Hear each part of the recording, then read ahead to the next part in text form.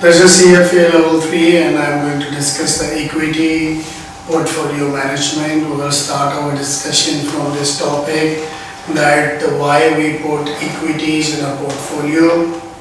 Equity, if you see the nature of equity, historically it served as a good inflation hedge, because inflation is really a disease and it fatally affects the mechanism of portfolios and investments. Equities serve as a negator to this inflation mechanism. Inflation can be priced into stock and inflation can be passed to the customers, and equities in that case always serve as a hedge against the inflations. In contrast, some other asset classes like bond, they have been a very poor hedge because it's really difficult to change the terms of the bonds and transfer the load on the customers. It provides a growth dimension to the portfolio. Ideally, when we develop the equity portfolios, we have certain strategies to follow. Starting my discussion with passive management.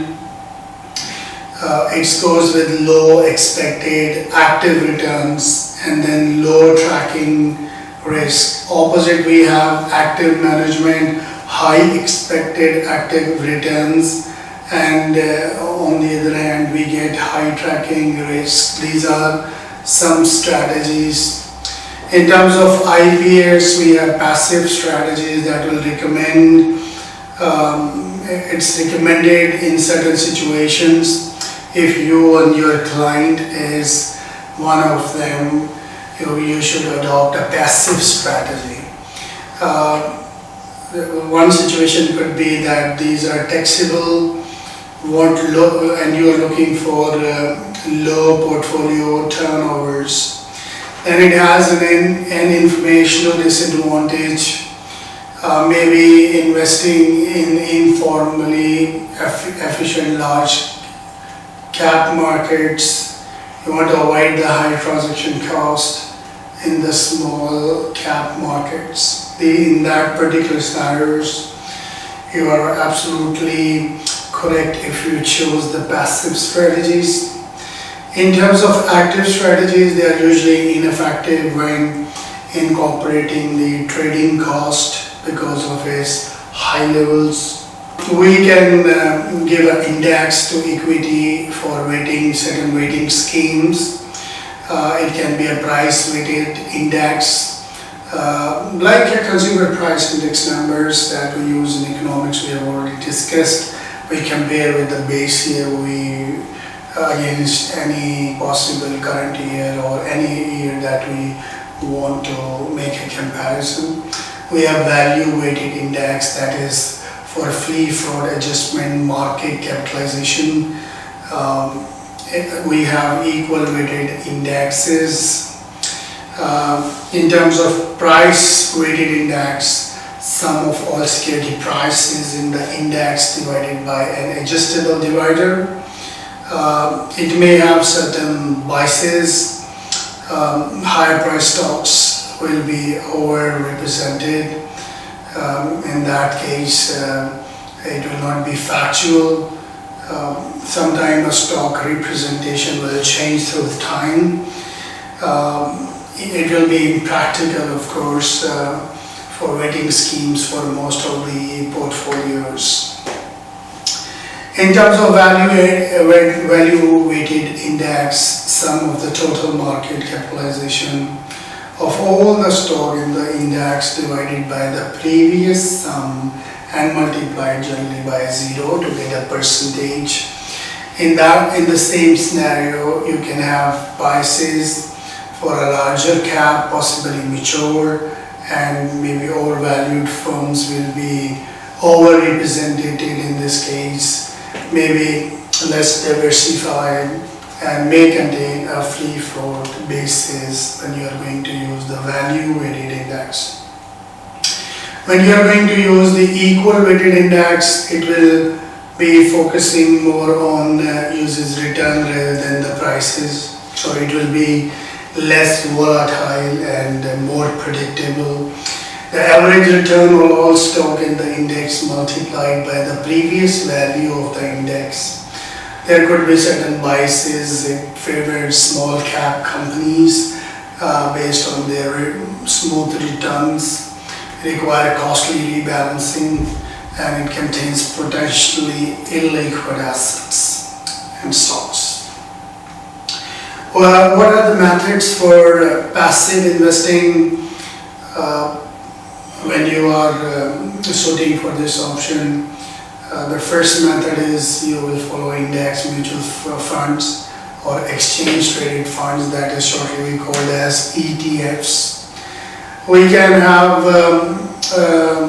like investment in separate or pooled account, equity futures. These are more popular but has definite life, so it must be rolled over the period of time. For equity total return swaps, tactical asset allocation and tax will be used as advantage. So it depends upon the situation you are into and what is suitable for you, you can choose these methods. In terms of index mutual funds, we trade less frequently, and ETFs trade throughout the days.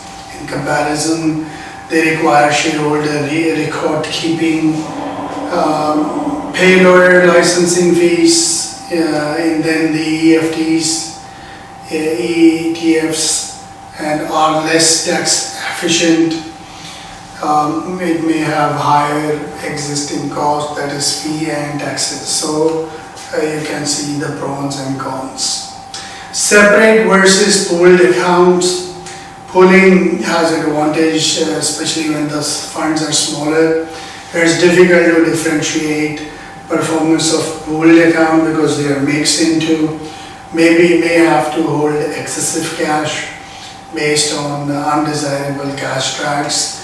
This is what we can do. Comparable like equity futures, growth has been fueled by the portfolio trades. We can put baskets, program trades. It facilitates portfolio risk management. It's very liquid when trading low cost. We may have disadvantage, it must be rolled over due to the limited contract maturities.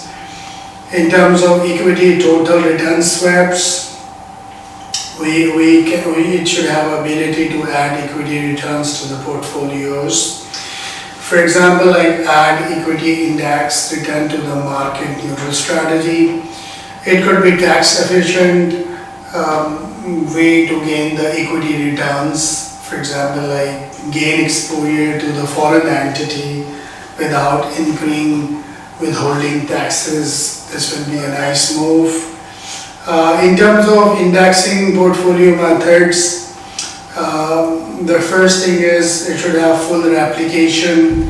We can use stratified sampling based on the concept of strata, which is we have discussed in quantitative methods.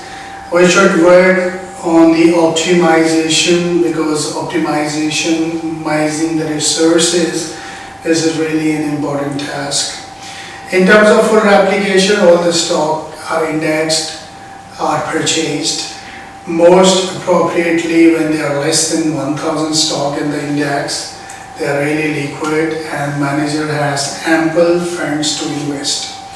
What could be the advantage is low tracking risk, and they are very less frequent rebalancing. In terms of disadvantage, it can be cost is the biggest disadvantage in such scenarios. In terms of stratified sampling, we can have a market cap, industry, style. It can be one or two or more dimensions. Number of stock in the index should be large, and the stock should be liquid. Advantages, of course, is a lower cost, and disadvantages, it has higher tracking errors. In terms of optimization, use a factor model to match the factor exposure of the index. The advantage of this is accounts for the covariances between the risk factors, lead to tower tracking risk than the stratified sampling. Disadvantages: changing sensitivity, skewed sample data, frequent rebalancing. This can be important to consider in mind. In terms of equity investment styles, the value is the most important thing. Low price, multiple stock, you have to see the growth factors, stock with high expected earning growth. And in terms of market orientation, like resembles a broad market average over time, maybe either value or the growth. All these styles can be market cap based, it depends upon the situation. We have to bring value in investing in terms of value investing. The first thing is rationalize, expect earning and price to revert upwards. Value stocks are safer than expensive growth stocks, and because it carries a value inside intrinsically. Risk is the stock is the cheap for the reason, and there must be a reason for the stock to recover. This is the risk associated with this. In terms of rationale, of course, for growing, investing, high expected earning growth will drive the stock price up even higher, and in terms of risk, the stock price may fall.